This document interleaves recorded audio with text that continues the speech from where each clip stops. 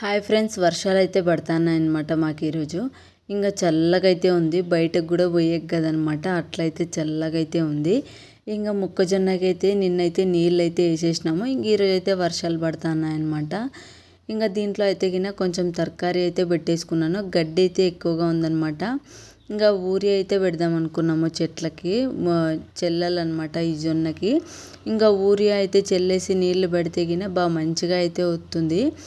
ఇంకా ఇప్పుడైతే ఆవులకి మేత అయితే లేదనమాట, తక్కువగా, అంటే దానికి రాత్రి పూట మేత కూడా కావాలన్నమాట. ఇంకా మనం సప్పు ముందుగా అయితే పెట్టుకోలేదు.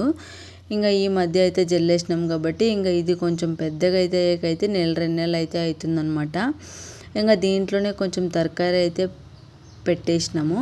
ఇంకా కొంచెం ఆకుకూరలు అయితే పోసుకున్నాం అనమాట. మునగ చెట్లు ఇట్లా కావాల్సిన చెట్లు అయితే పెట్టుకున్నాం అనమాట.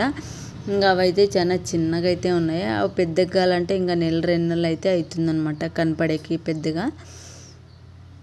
ఇంకా ఎక్కువ నేలలో పోతే గిన దీంట్లో గడ్డే ఎక్కువగా ఉంటుంది, కానీ మనకి ఆకుకూర అయితే కూడా కనిపించదు అనమాట.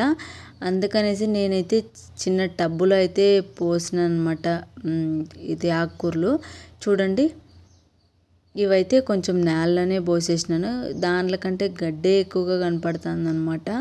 ఇంకా దీంట్లో చిన్న చిన్నగా చెట్లు కూడా పెట్టుకున్నాను, అవి కూడా గడ్డిలోనే కలిసిపోయినాయి అనమాట.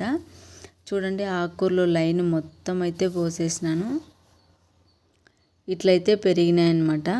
ఇంకా ఆకుకూరలు తింటే మంచిదనమాట. ఇంకా మనం ఆర్గానిక్ పెంచుకుంటే ఇంకా హెల్త్కి కూడా మంచిదనేసి నేను ఇంటికాడే ఆకుకూరలు అయితే పెంచుకున్నాను.